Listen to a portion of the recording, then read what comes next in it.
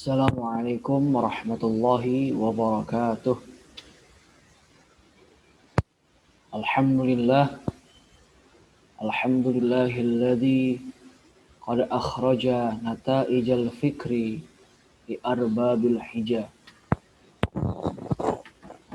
Assalatu wassalamu ala sayyidina Muhammad al-Mustafa wa ala alihi ahli sidqi wal wafa. Allahumma faqihna fid din wa 'allimna ta'wil amma ba'd.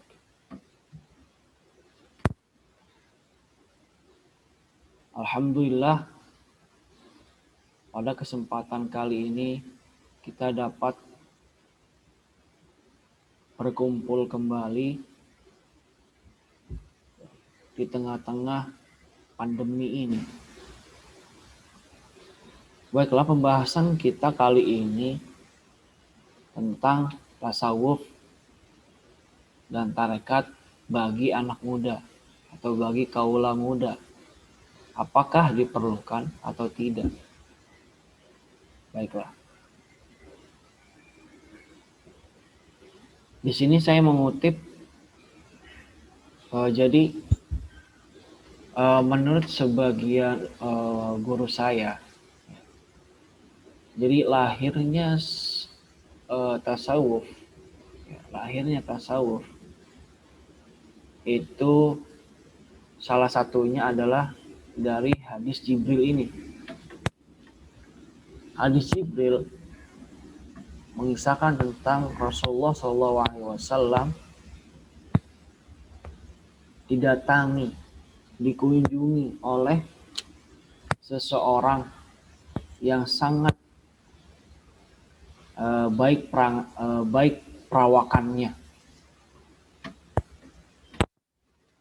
Nah, orang ini bertanya kepada Rasul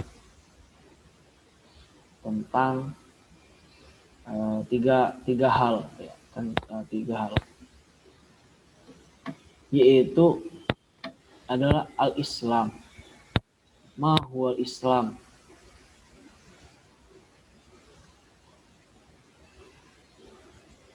Nah, Rasul sana menjawab, Islam itu kita bersyahadat, bersaksi bahwasanya tidak ada Tuhan kecuali Allah, dan Muhammad adalah utusan Allah. Kemudian iqamatis shalah, mendirikan salat, membayar zakat, berpuasa di bulan Ramadan, kemudian berhaji jika mampu.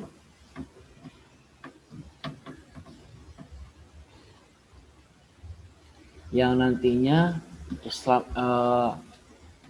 Islam ini yang disebutkan tadi itu menjadi rukun Islam. Ya, rukun Islam. Kemudian Rasul ditanya kembali, apa maksud dari al-iman? Apa al-iman?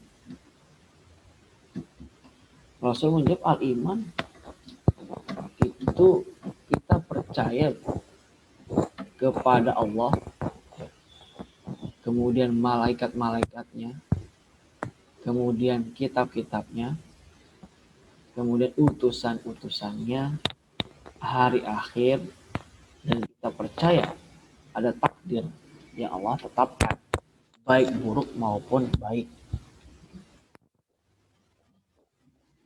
Kemudian selanjutnya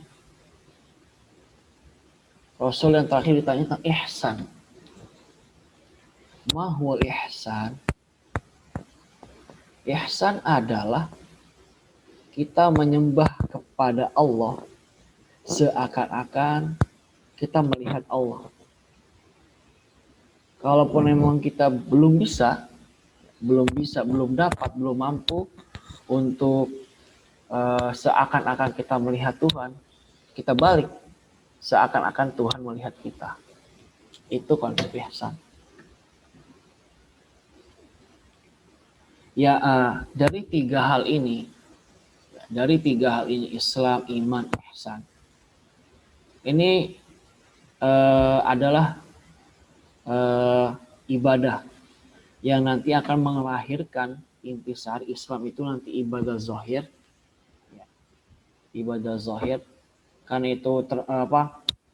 karena itu berhubungan dengan praktek zahiriyah kita, ibadah zahiriyah kita, yang nanti itu ulama-ulama menjelaskan bahwasanya itu nanti turunannya adalah ke fikih.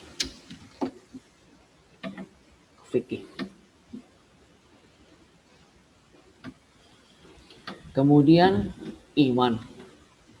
Tadi al-iman tadi, ya. Iman tadi itu adalah ibadah akal. Kenapa bisa disebut ibadah akal? Karena kita memikirkan bagaimana semua ini bisa tercipta. Ya. Apa saja ketentuan-ketentuan yang kita itu dapat mencari Tuhan. Nah, itu tentang iman. Makanya di dalam al-iman ini, dari dulu sampai sekarang, ulama-ulama itu banyak berdebat tentang di mana Tuhan dan segala macamnya. Saya kira ini kita tidak bahas ini. Nah, al-iman ini nanti turunannya adalah ke fan ilmu al-aqidah, ya. Al-aqidah atau teologi Islam, al-aqidah al-islamiyah. Di sana para ulama berdebat panjang dari dulu sampai sekarang, karena ya itu udah termasuk wacana keilmuan yang mau tidak mau menerima an-niqash, menerima perdebatan, menerima diskusi, menerima tasaulat, tanya jawab. Oke, sekarang yang terakhir dari hadis Jibril itu ada ihsan. Ihsan tadi sudah disebutkan di awal bahwa ihsan itu kita menyembah Tuhan seakan-akan kita melihat Tuhan. Dan kalau kita tidak bisa seakan-akan melihat Tuhan, seakan-akan Tuhan melihat kita. Nah, para ulama kemudian mengintisarikan bahwasanya ihsan itu ibadah kalbu, tentang hati. Bagaimana kita menjaga ketentraman hati, bagaimana kita menjaga kedamaian hati, bukan hanya hati kita sendiri, tetapi juga mencoba untuk menenteramkan, mendamaikan hati orang-orang, supaya kehadiran kita bisa membuat hati tenang. Nah, ini adalah beberapa ciri-ciri atau anak-anak muda ini sering yang harus, kenapa tasawuf itu penting bagi anak muda ini? Ya, yang pertama, anak-anak muda itu sukanya hedonis, ya. Hedonis itu belanja, jajan,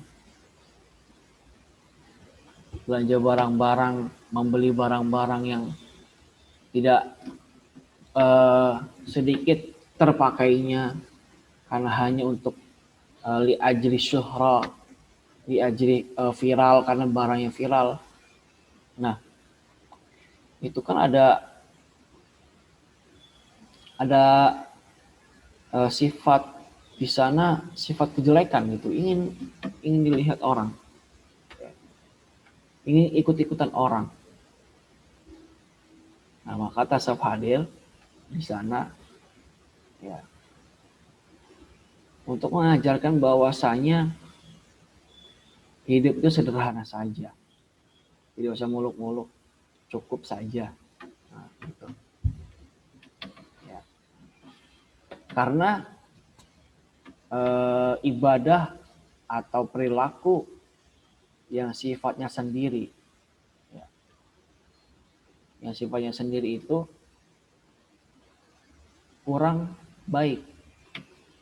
Ya, lebih baik itu ibadah yang bisa berefek, berdampak kepada lainnya. Ya, gitu.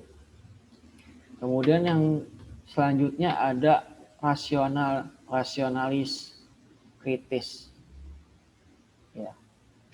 Saking kritisnya anak-anak muda, mereka ini sampai menyoal Tuhan di mana, ya, Tuhan itu di mana, bagaimana bentuknya, dan segala macamnya. Saya kira ini wajar, ya, karena anak muda itu ghirahnya masih tinggi, ghirah keilmuannya sangat tinggi, segala apapun dicari ke akar-akarnya. Ya. Tetapi dalam tasawuf kita diajarkan untuk apa? Untuk selalu menanamkan bahwasanya Tuhan itu di hati kita. Kita tidak usah berpikir panjang-panjang Tuhan itu gimana bentuknya, kemudian di mana, karena itu kita tidak akan sampai di sana. Nah, dari ke apa namanya? Dari kesemrautan pikiran itu. Nah, tasawuf hadir di sana untuk menenangkan. Gitu. Cukup Tuhan ada di hatimu. Kalau kata Habib Hussein, Habib Ja'far itu, dai milenial, Tuhan ada di hatimu. Cukup untuk menenangkan saja. Karena kebanyakan anak muda itu suka bablas. Gitu. Sampai nanti berdampak ia tidak beribadah. Nah, kalau sudah tidak beribadah, bagaimana Islam sendiri itu mau maju? Sedang peribadatannya saja ditinggalkan, sibuk berpikir. Tapi Islam tidak, bukan Islam membenci, melarang kritis dan nasionalis, tidak. Tapi ada batasan. Ada batasan yang boleh orang-orang Islam itu lanjutkan. Ada juga mana harus berhenti, mana harus lanjut, mana harus di sini saja. Yang saja materialistik.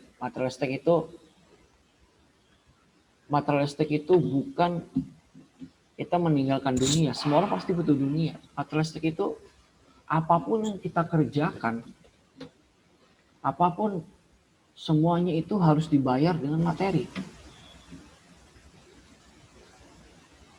Kita beribadah harus ada nasi kotaknya. Nah, itu materi. Kita sholat Jumat harus ada nasi padangnya. Nah, itu materi. Kita bekerja, ya, bekerja hanya karena materi itu tidak baik. Bagaimana tasawuf hadir? Tasawuf hadir apa? Ajarannya tasawuf berikan adalah az-zuhud. Cukup atau sakha. Ya, sakha itu nanti jadinya kita bersedekah, dermawan. Nah, zuhud itu bukan meninggalkan dunia. Ya, bukan meninggalkan dunia, tetapi bagaimana orientasi kita. Orientasi kita itu beribadah, bekerja, mencari nafkah itu untuk beribadah kepada Tuhan, bukan karena materi.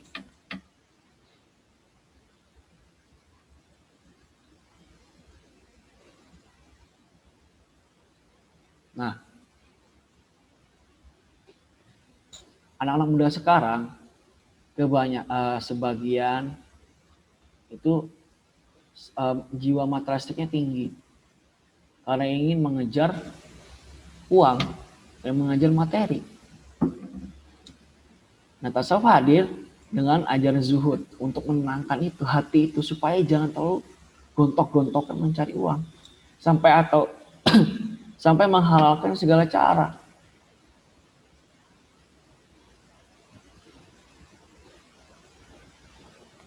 Kemudian kita lanjut tasawuf dan kecerdasan. Nah, tasawuf ini bagus buat kaula muda karena apa? Ini melatih kecerdasan. Kecerdasan spiritual itu akhlaki dan suluki, sikap kita terhadap orang bagaimana? Dilatih di sana. Kemudian yang selanjutnya ada kecerdasan intelektual, falsafi. Ya. Jadi tasawuf itu terbagi menjadi dua. Sekarang ya. Ada akhlaki, ada falsafi. Akhlaki itu seperti contohkan oleh Imam Ghazali dengan kitab Ihya dan yang lain-lainnya. Ihya itu tentang praktek bagaimana kita bersikap pada diri kita, pada diri Tuhan, pada diri kita, kepada Tuhan dan kepada manusia semuanya. Akhlak kita diatur di sana. Ya. Kemudian itu ada kecerdasan intelektual tadi, falsafi. Ini biasanya digambar-gambarkan oleh Jalaluddin Rumi. Ya. Mengajak berpikir. Ya. Bagaimana cara menenangkan hati tapi dengan cara berpikir gitu. Itu hebatnya Rumi. Menenangkan bahwasanya Tuhan itu ada. Tapi dengan intek-intek beliau memainkan akal di sana dimainkan. Kemudian alasan bertasawuf itu karena tasawuf itu basis fitrah manusia. Manusia itu fitrahnya memang butuh Tuhan, butuh berzikir kepada Allah.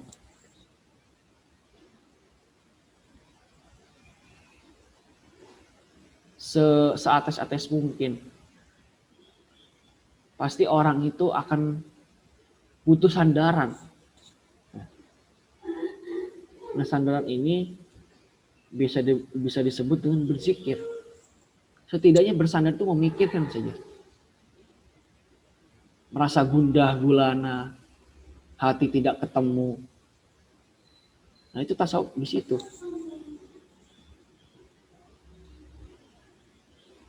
Kemudian yang kedua, punya fungsi sebagai alat kendali. Ya, alat kendali apa? Kalau bukan karena tasawuf, ya orang pasti akan korupsi. Korupsi itu kan akan menimbulkan beberapa dampak yang nantinya. Korupsi itu kan sama dengan maling sebenarnya, mencuri. Kalau tasawuf di sana jangan ingat Tuhan melihat kamu. Nah, kalau dia sadar dia nggak bakalan mencuri itu. Kemudian relevansinya dengan masalah problem manusia. Nah, tasawuf hadir untuk menyejukkan batin dan disiplin syariah sekaligus. Ya. Nah, tasawuf juga harus dibarengi dengan syariah yang kuat. Ya. Dalam hal ini syariah adalah fikih. Bagaimana kata Imam Malik? Ya, ini ada kata-kata yang dinisbatkan kepada Imam Malik. Kurang lebih seperti ini. Man tasawwafa wa lam yatafaqqah faqad tazandaqa. Wa man yatafaqqah wa lam yatasawwaf faqad tafassaqa. Wa man jama'a bainahuma faqad tahaqqaqa. Orang Kalau hanya bertasawuf saja tapi tidak berfikih, dia disebut dengan zindik. Zindik itu menurut sebagian ulama itu adalah munafik.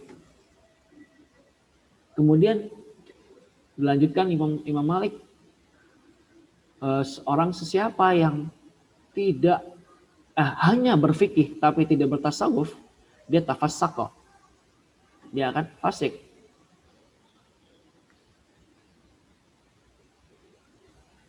Kenapa?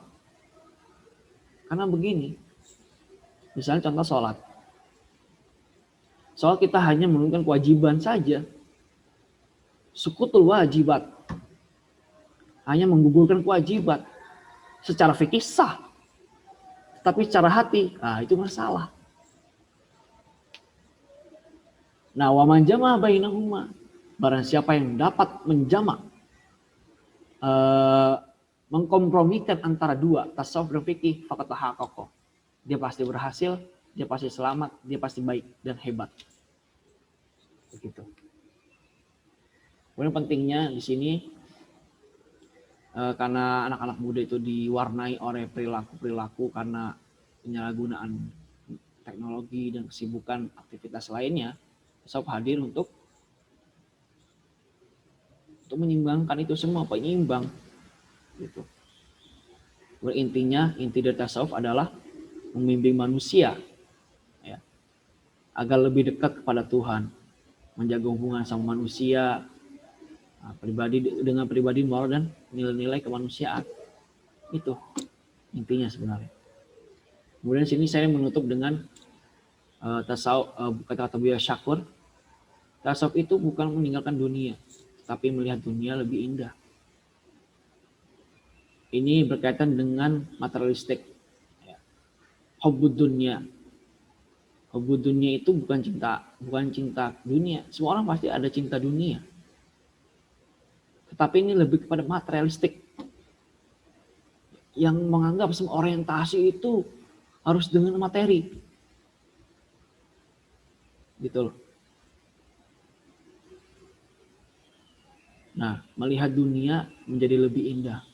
Kenapa lebih indah? Karena hati kita tenang. Hati kita tenang melihat orang-orang. Melihat diri kita saja sendiri. Oke, terima kasih ini dari saya. Mohon maaf banyak kekurangan. Assalamualaikum warahmatullahi wabarakatuh.